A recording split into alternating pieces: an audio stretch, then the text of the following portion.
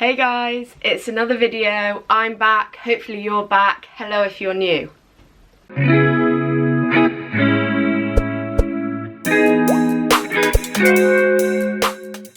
Today's video is going to be part 4 in my Marvel Cinematic Universe series, and you guessed it, if you know it, it's Captain America, the First Avenger. Ooh! So as a point for the wider universe, Captain America, the First Avenger is actually the first Marvel film that we see one of the Infinity Stones in. Well, we see it briefly in Thor's post-credit scene, but it actually features in this film. We don't really know what it does yet, but we learn that later on, you know? All we know about it is what the Norwegian guy says at the start when he's like, no ordinary man can look at it, while, you know, Johann Schmidt stares straight into it. So, if you don't know, I'm assuming you know because you're watching this video, but obviously this is the origin story of Captain America. So we see one Steve Rogers, first when he is very small and tiny, and then when he goes through the science experiment, and then when he kicks ass and fights Nazis. I'm not gonna lie, I really struggle watching Little Steve. It's the CGI for it is amazing, like the behind the scenes, it's so cool, like that's sick how they've done that. But I just can't, it just feels wrong. I think it might be because like I know what Chris Evans looks like, so my brain is like, can't quite connect the dots. And also sometimes it feels like his voice is a bit too low for the stature that he has. Like it fits better when he's grown, but that might just be me. It could just be me. But I do love the way that Steve is introduced as like a little guy with a big like moral standing. Like he does not like bullies. He's so like, oh, like in his stance of opinion that he will fully go out and fight, get beaten up by guys twice his size, and like it is a really good introduction to like the non-superpowered Steve, to just see how he is as a person before he's, you know, a lab experiment. I also love the way that we're introduced to Bucky and it being him like coming to save Steve from this fight.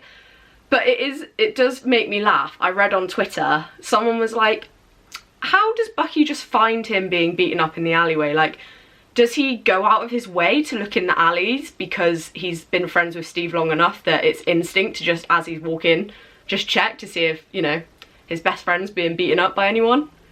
I do love that. It's a very funny thought.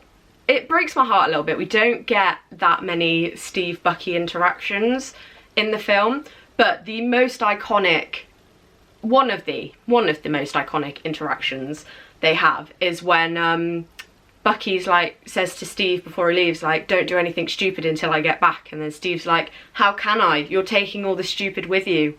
Oh, incredible, incredible. But also, remember that iconic line because it's a secret tool that we'll use later. So obviously, Steve doesn't listen to the don't do anything stupid because, you know, he goes and joins the army to be a science experiment potentially, which obviously we know how that ends.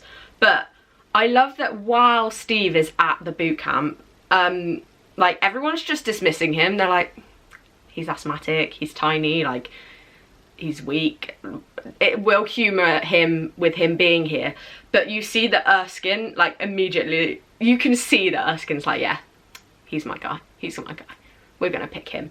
Because, you know, he's not just a good soldier, he has a good heart. Ooh. But what I also love is that obviously Erskine's on Steve's side, but you also see that like Peggy is rooting for him in the background, like the little sly like looks and smirks, like Peggy is here for it. And you know what? I'm here for you, Peggy Carter. I also love that Peggy does play such a vital role. Like everyone sort of dismisses her because she's a woman in the army, you know, like sexism. But she's such a badass, and I love that she's also like one of the like the push that Steve needs. Like she's like, you were meant for more than this to Steve, and that's his like push to become the real Captain America, not the circus media clown that the army makes him into.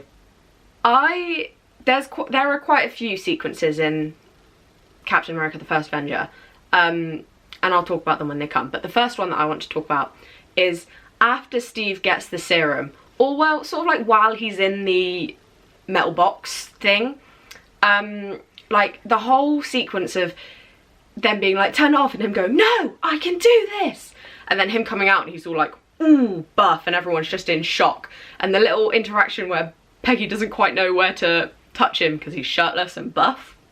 But then obviously the bad guy, the guns, the running down the street, and just Steve breaking things, so he's not quite used to this body yet, and he's just constantly running and just going, sorry, sorry. Oh, amazing. But the two bits that I love the most from this sequence, okay, is when he gets the taxi car door and uses it as a shield, and it's got a star on it. It's called something like Lucky Stars. But anyway, you see, and he's in his classic like position with the shield, and I just, we love a good bit of foreshadowing. But then slightly after this as well is when he gets to the group of people and the bad guy's got the little kid, and then the gun runs out and he just sort of throws the kid in the water, and Steve's like stood on the edge, he's like, oh, but the kid's like, go get him, I can swim. Like, what an icon he is. He knows this moment. He's like, do you know what, there are bigger things in the world that you need to deal with. I can get myself out of this situation. We love to see it. So obviously Stevie boy gets himself in a bit of a situation because, you know, he's the only super soldier, but he's not trained in any way, and the army doesn't really want to use him because he's the only one. Like, they need to lab experiment him, but he doesn't want to be a lab experiment. And then the guy's like, do you know what, we've got an idea, let's media circuit Captain America. And, you know, watching the progression is very funny.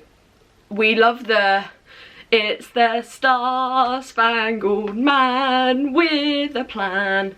That is iconic. But the way it just, you see him go from having to like read the words off his pretend shield to then, you know, being all confident and everything, and everyone loving him, to then him going to like the bases where the soldiers are at, and them just giving absolutely no, like, they do not give a shit that he's there. Like, they're like, bring back the girls. It's just iconic. It's funny, but it's a bit sad because, you know, he's meant for more. Like, they fully made a super soldier, and yet they're just here parading him around for morale. Make it make sense. It doesn't add up. Another scene that I really love is the Asano escape scene where, you know, Steve jumps in from the plane.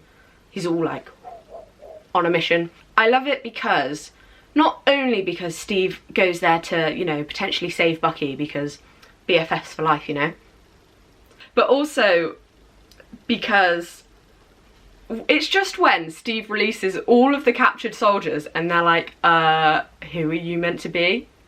And it's sort of like I'm Captain America, duh.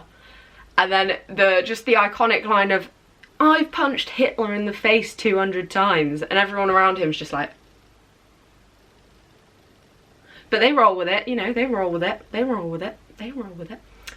And just, you get some cracking lines out of that bit, you know, them being like, do you even know how to use this? And the other guys being like, yeah, and then they just fire loads of, and then they're like, them not really knowing what some of the machinery, like the weaponry is, because it's obviously like space enhanced because of the Infinity Stone.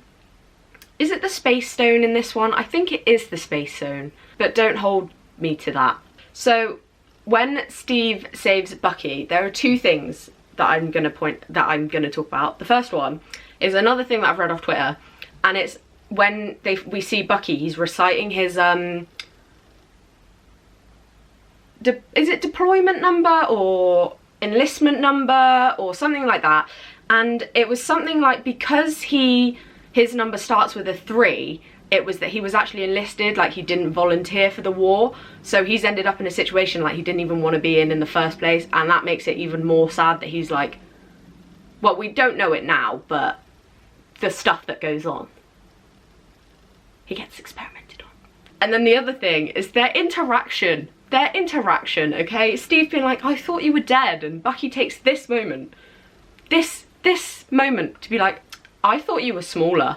Like, bro, there is a time and a place for humour, but also I'm glad that everything that's gone on hasn't affected you so much that your humour is no longer there, you know? And then later on, it's the, go, just go. And then Bucky's like, no, not without you. Like, oh, best friends, we love to see it. I don't think I will ever get over the reveal of the Red Skull actually having a red skull. Like, I genuinely, the first time I watched it, thought that the Red Skull was just like a cool code name that he had, like, yeah, red because Nazis and he's an evil genius, and like skull because that's where your brain, like, and then in this scene he's just like, nope, I literally have a red skull, and I was just gobsmacked. When we go back to the base camp and you see, his name's completely gone from my head, but the guy in charge, you know, the big boss around, when he's saying about, like, we've got to only assume that Captain America's been killed in action, and yeah, I regret to inform you, blah blah blah. And then you just like hear commotion going on, and then it's Captain America and Bucky and all the soldiers, and they're like doing their badass, like, hello, we're here, what's good. I just love how well that's done, and it's sort of like a nudge, like and you thought I was just here for show for like Captain America. And then obviously the pub scene afterwards, like, we love to see a bit of normality for these cool cats and kittens. But it's just, I just like seeing not just the fights, but like just the normal everyday life. Like, they're getting drunk in a pub whilst also, you know, discussing fighting Nazis. And also in the pub scene, Bucky gets his moment of, oh my gosh, like, women are attracted to you. Like, the role reversal has occurred, because no one even looks twice at Bucky. They're all eyes on Steve, you know? It's just a fantastic, like, sort of switcheroony they do. So obviously we see that Steve is useless with women, but women are all over him now because he's big, strong and manly. But I love the way that the entire film, it's been like a sort of hint at him and Peggy, but then he decides to, you know, snog the blonde. Well, she snogs him, but still, Peggy sees. And it's just the iconic moment where Steve has his shield and he's like, what do you think? And Peggy just shoots him. Like, I did not know I needed this moment in my life until I'd seen it, and I was like, oh.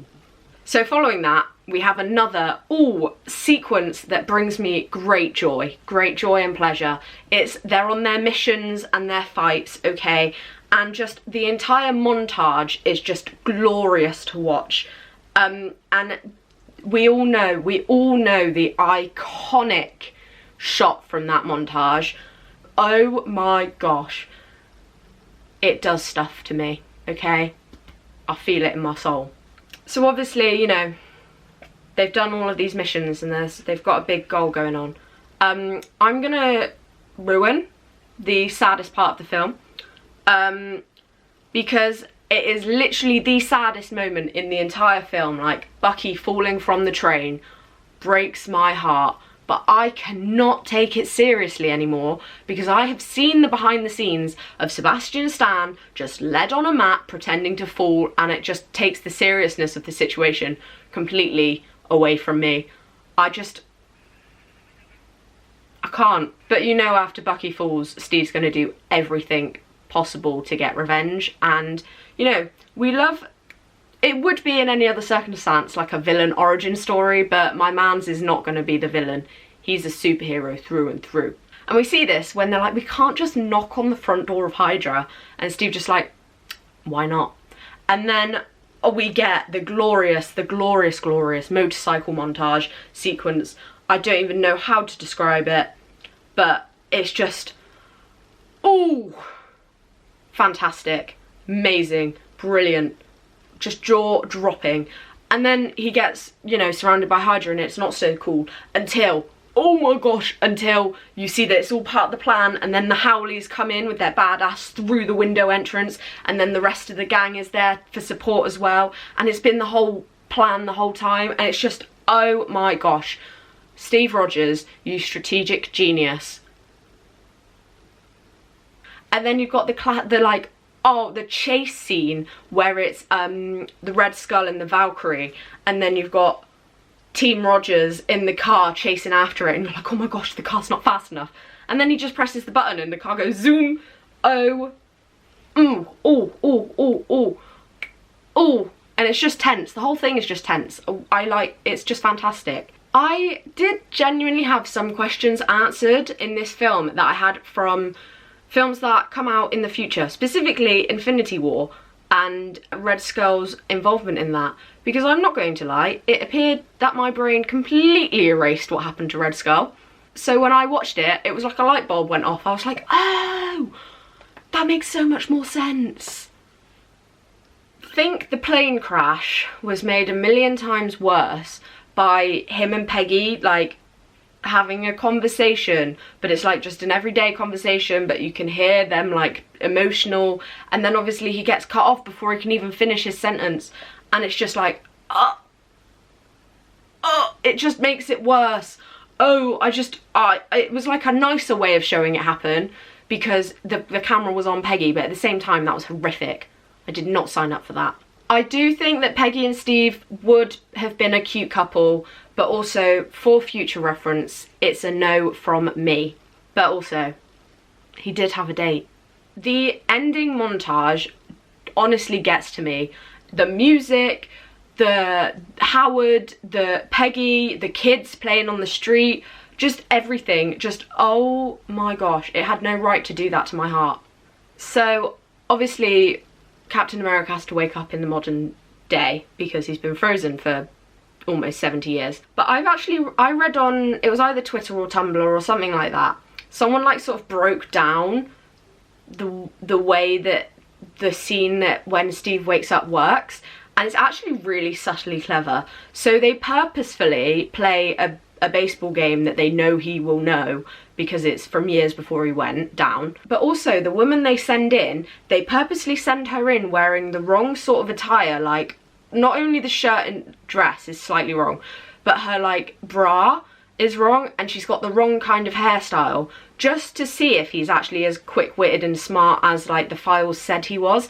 And I think that's so cool to like do that as sort of a test. But also we know Nick Fury's not going to be gentle about his reintroduction to the world. It's Nick Fury. He's always got an ulterior motive. That's been my thoughts, feelings, vibes about Captain America, the First Avenger. Ooh. On to the bit everyone's really here for. So I'm giving Captain America, the First Avenger, We Out Here vibing, because it is just a vibe, to be honest. It's a fantastic, it's up there. It's a fantastic introductory film for a Marvel character. The additional points I'm going to give it is Fight Me, because oh my gosh does it deliver those glorious fight scenes. Oh, I might just, you know, watch a YouTube compilation of the fight scenes, because they are incredible. Even the little one with him in the alley with the guy, like, on point. I'm making a new award as well, and it's We Have to Stan, because whilst I will forever be a Tony Stark and Spider-Man gal, I do love Steve Rogers, but also Bucky Barnes has a special place in my heart. He deserved more screen time. And also Peggy Carter, I love you. And then finally, just wow, because in my opinion this film is on the same level as Iron Man 1 in terms of just the standard of it being the first film of introducing a character, and just the quality of it all. It just gives a lot. And I'm also saying this as someone who hasn't rewatched it in a very long time, which is why I had bits that I'd forgotten. It's just really well made, like, and it's a good watch every time you watch it. So yeah, I hope you enjoyed this video. I'm not sure when my next Marvel video will be, but yeah, I'll see you in the next one. Hope you enjoyed this one. Bye. And also the